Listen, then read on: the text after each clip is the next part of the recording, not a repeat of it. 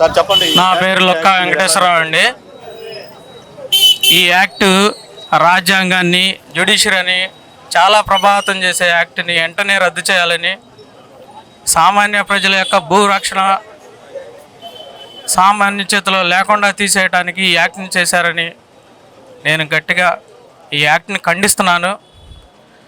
జనంలో కూడా ప్రజలలో మంచి అవగాహన రావాలి. ఈ యాక్ట్ రాజకీయ నాయకులకి సంబంధించి చేశారని నేను నమ్ముతున్నాను. ఈ యాక్ట్ని ప్రజల్లోకి తీసుకెళ్ళి వాళ్ళ యొక్క ఏ విధంగా వారి యొక్క హక్కుల్ని వారు కోల్పోతున్నారో మీడియా కూడా గట్టిగా ప్రజలకు అవేర్నెస్ తీసుకురావాలని, ఈ యాక్ట్ని వెంటనే రద్దు చేయాలని, ఈ యాక్ట్ని అమలుపరచనని గవర్నమెంట్ చెప్తున్నా కానీ యాక్ట్ని అమలుపరచినప్పుడు ఎందుకు రద్దు చేసేసేయండి, వెంటనే ఇమీడియట్గా రద్దు చేసేయండి.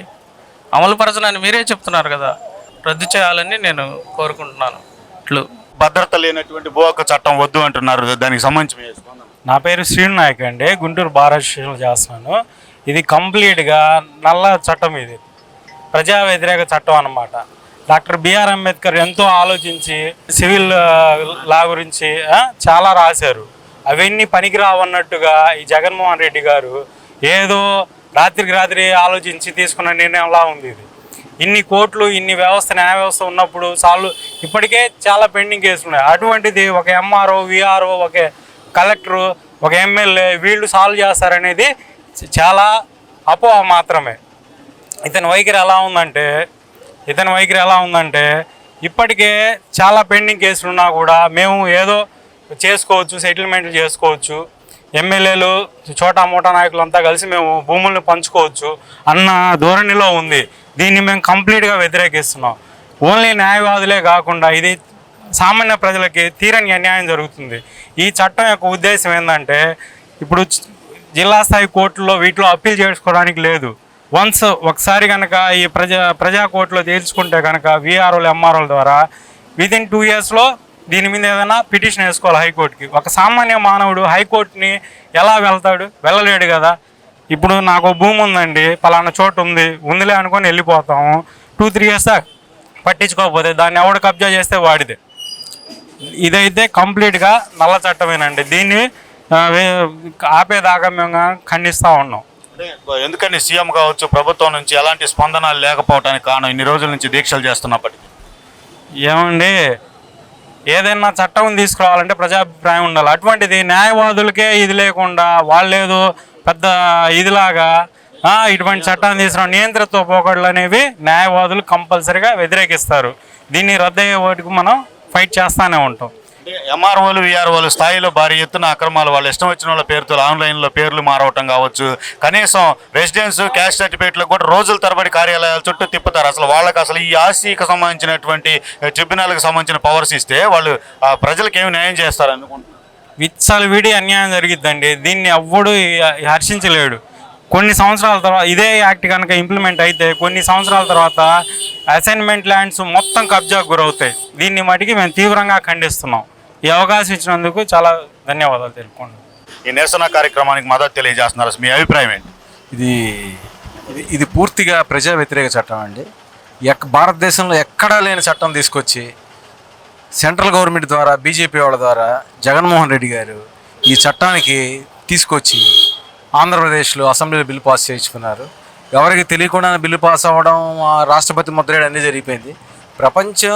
భారతదేశంలోనే ఎక్కడ లేని చట్టం ఆంధ్రప్రదేశ్లో దీనికి వాళ్ళకి తొత్తులుగా మారారనేది కూడా తెలియదు.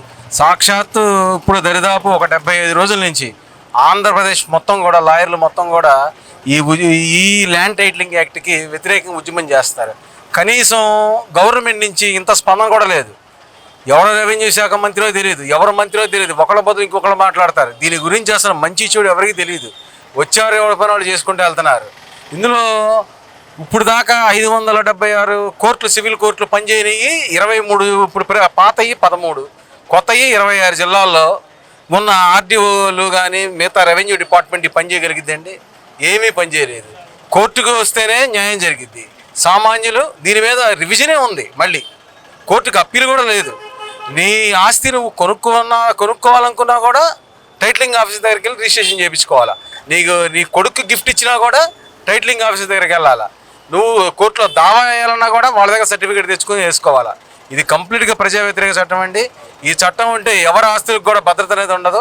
తక్షణమే ఈ ప్రభుత్వం దీన్ని కన్సిడర్ చేసుకొని మా న్యాయవాదులను కూడా ఇంతమంది ఇన్ని రోజుల నుంచి చేస్తున్నారు కాబట్టి పరిగణన తీసుకొని తక్షణమే ఈ యాక్ట్ రద్దు చేయాలని చెప్పి కోరుతున్నామండి. మేము లా నేస్తం వేస్తున్నాం, మాకు న్యాయవాదులు వ్యతిరేకంగా చేసేది ఏందనే వాదన కూడా వినిపిస్తుంది.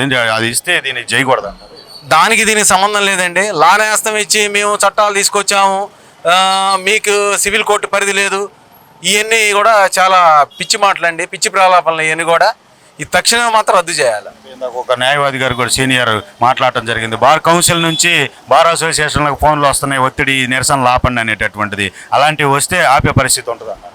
ఇప్పుడు దరిదాపు అన్ని బార్ అసోసియేషన్లు ఆంధ్రప్రదేశ్ వరకు ప్రతి ఒక్కళ్ళు కూడా దీని మీద పోరాటం చేస్తున్నారండి. వాళ్ళ నుంచి వచ్చిన మాట వాస్తవమే. వాళ్ళకు కూడా వీళ్ళు ఒక రిప్రజెంటేటివ్ అయితే ఇవ్వడం జరిగింది. ఇది పూర్తిగా కోర్టు పరిధి నుంచి తీసేస్తే జనాలు అల్లాడిపోతారండి. దీనికోసం అన్నీ కూడా వాళ్ళకి చెప్పడం జరిగింది. బార్ కౌన్సిల్ ఆఫ్ ఇండియా చెప్పడం జరిగింది, మన హైకోర్టు బార్ అసోసియేషన్ కూడా చెప్పడం జరిగింది. నా పేరు పసిపిలేటి సాంబశివరావు అండి. ఈ ల్యాండ్ టైటిలింగ్ యాక్ట్ అనేది ఒక నల్ల చట్టం అండి. దీనివల్ల ప్రజాప్రతినిధులకి వాళ్ళ అనుచరులకి మాత్రమే ఉపయోగాలు ఉంటాయి. మిగతా కనీసం సామాన్యుడు కష్టపడి పని చేసుకొని ఒక 50 గజాలు 100 గజాల స్థలం కొనుక్కొని తన కుటుంబానికి ఏదో ఉపయోగకరంగా ఉంటుంది తను లేనప్పుడు అని సంపాదించుకుంటే అది ఎవరైనా కబ్జా చేస్తే అది స్వతంత్రంగా వచ్చి కోర్టులో వేసుకునే పరిస్థితి ఉండదు. తను మళ్ళీ రెవెన్యూ డిపార్ట్మెంట్కి వెళ్ళి వాళ్ళ పర్మిషన్ తీసుకొచ్చుకొని ఇక్కడ కోర్టులో వేసుకోవాలి. వాళ్ళు పర్మిషన్ ఇవ్వకపోతే ఆ ల్యాండ్ కబ్జాదారుల హస్తాల్లో కబంధ హస్తాల్లోనే ఉండిపోతుంది, తన కుటుంబం రోడ్డున పడుతుంది. ఈ ల్యాండ్ టైటిలింగ్ యాక్ట్ని మేము పూర్తిగా ఖండిస్తున్నాం. అది ప్రజలు కూడా, సామాన్య ప్రజలు కూడా తెలుసుకొని మాకు సపోర్ట్గా, అంటే వాళ్ళ కోసం చేస్తున్నాం మేము. వాళ్ళు కూడా స్వచ్ఛందంగా వచ్చి ఈ ఉద్యమంలో పాల్పంచుకోవాలని కోరుకుంటున్నాం. రాజకీయ జోక్యం పెద్ద ఎత్తున ఎలా ఉంటుంది సార్? ఈ ల్యాండ్ టైటిలింగ్ యాక్ట్ అనేది వాళ్ళకి మాత్రమే ఉపయోగపడే యాక్ట్.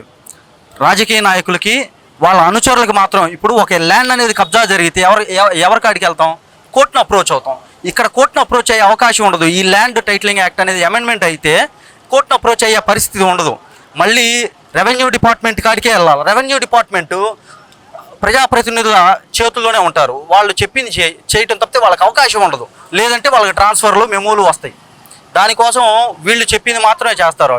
వాళ్ళకి అవకాశం ఉండదు. కాబట్టి దీన్ని ఆన్లైన్లో పెద్ద ఎత్తున అక్రమాలు జరుగుతున్నాయి రెవెన్యూ వల్ల అంటున్నారు. ఇక ఈ ఆస్తికి సంబంధించినటువంటి ట్రిబ్యునల్ కూడా వాళ్ళ చేతుల్లోకి వెళ్తే ఇంకెట్లాంటి ప్రమాదం సార్? ప్రాక్టికల్గా తీసుకుంటే వైజాగ్లో ల్యాండ్ సర్వే నెంబర్లు పూర్తిగా అబాలిష్ చేసి కొత్త సర్వే నెంబర్లు వేసి వాళ్ళ అనుచరులకి బీఫారాల లెక్కలు ఇచ్చుకొని వాళ్ళే తిరిగి మళ్ళీ కొనుక్కునే దాఖలాలు కూడా చాలా ఉన్నాయి.